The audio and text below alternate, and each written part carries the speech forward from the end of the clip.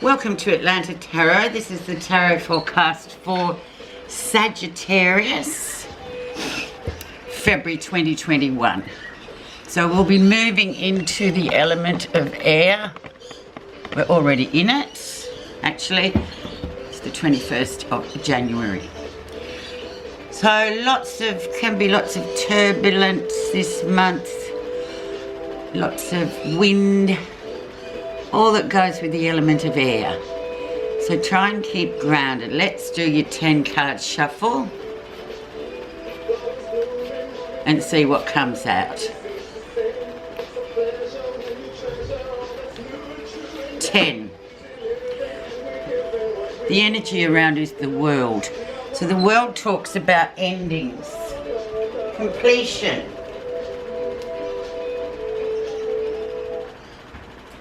So, things wrapping up. But it's a big card, so we know with big cards, it's the real end of something for you, something important. You've accomplished something, perhaps, one would hope. Especially seeing it's a major card, we know that you've kind of wrapped something up nicely. No loose ends. You're ready for whatever's coming next. New set of challenges on the horizon, Sag. So let's see the theme,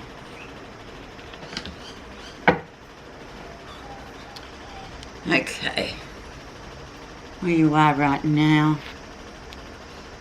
Strong, independent female energy or male energy, either.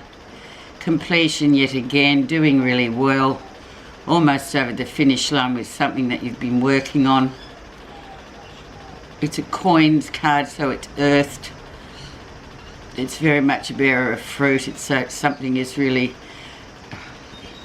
done to your satisfaction, and you should be quite proud of whatever it is. Whatever that means to you, personally. We'll see what's influenced that to come. And we know it's a strong, positive card, so we know that you've put effort in here, Sash.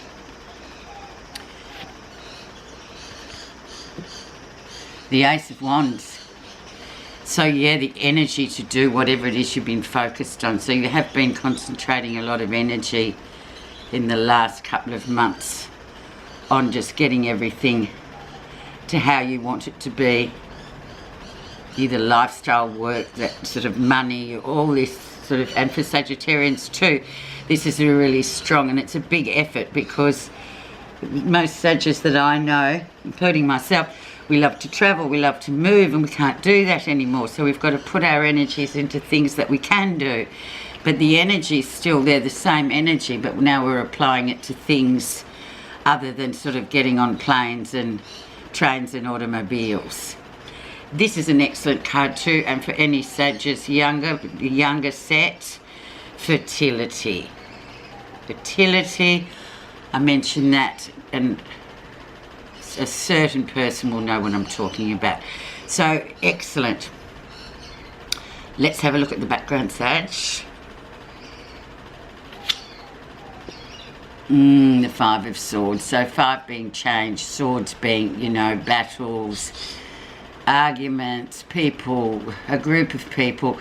These, I usually categorise these people, it's either family members who are trying to get you to do something that you don't want to do, but they want you to do it, or it's work people who are just, you know, they are sitting on the sort of sidelines just picking fights or just being generally disruptive to the flow of things.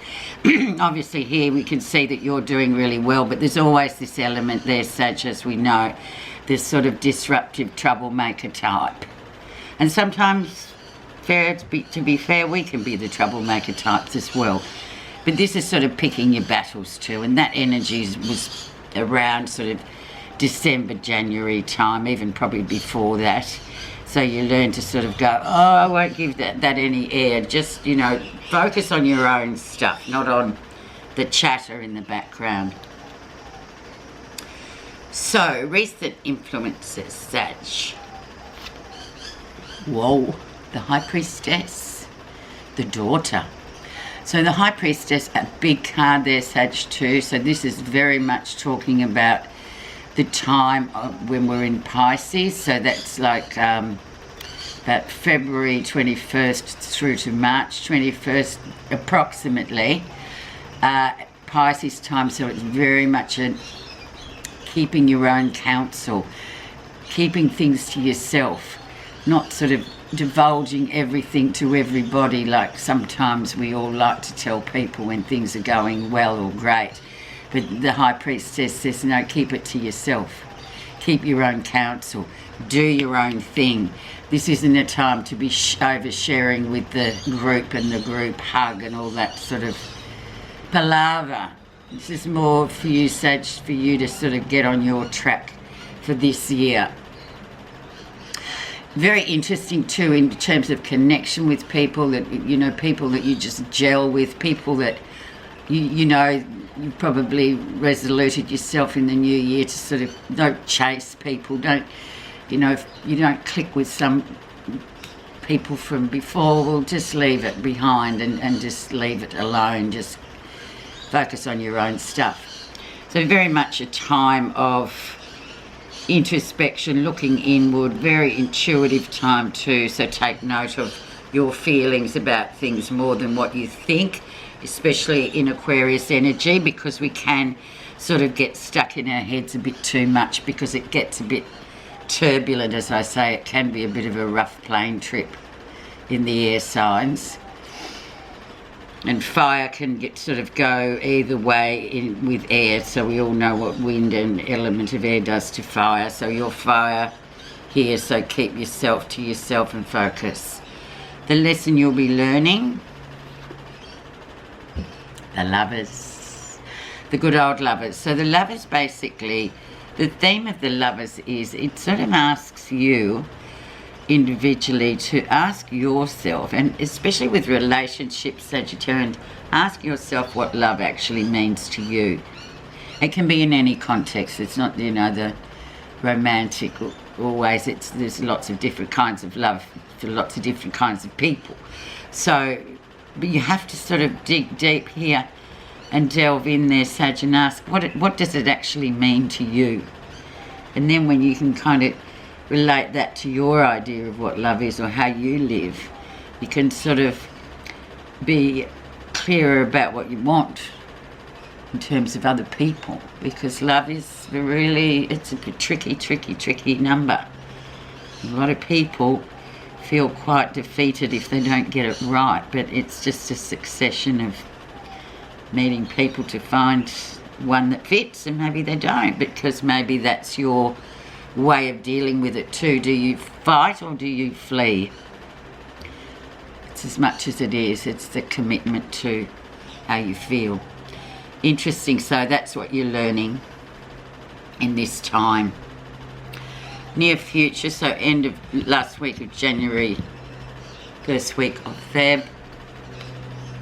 Yeah, just watch your energy levels. They might go into sort of red, they might go low. You might need to refill the tank. Too much, as usual, Sagittarians or most fire signs, they burn the candle at both ends. So just watch that. Don't get too spiritually exhausted. Don't spread your too many irons in the fire. You've got to sort of really watch your energy levels. Even though here with this big energy card of the Ace of Wands, which is going to be all month, just watch that it doesn't sort of burn out too quickly, because we all do that. Let's see what's happening that you're not realising, Sag. Yeah, focusing on those new projects and that very earthy sort of stuff for this year. You know, it takes a while to build a project, to grow a tree, to whatever, all those sayings, but this card sort of says you've got the beginnings of something really solid and grounded, so keep watering it, basically. It's like a plant. If you don't water it, it's just going to crumble up and die. But yeah, you've got good sort of earthed ideas and projects to be lifted off the ground. So you want lift off, and you'll get that with that Ace of Wands. And even this too being relationship, it could be something that's going to be a lot slower moving than most Sages would like. It's a slow burn. And that doesn't sort of sit with Sag because they want fast action. Let's see how other people see you. This is always an interesting card and perspective because it can sort of mean a few things. Sometimes it's just one person, how one person sees you. The Knight of Swords, there you go, that energy again. Quick, very fast moving energy, like wind, you know, like a big gust of wind blows everything over, knocks everything over, causes a lot of destruction and then disappears. So it's about, this is how people see you, very much a lot of energy, but really sort of never sort of staying around long enough. But a good communicator of ideas and things like that, but very fast moving like quicksilver.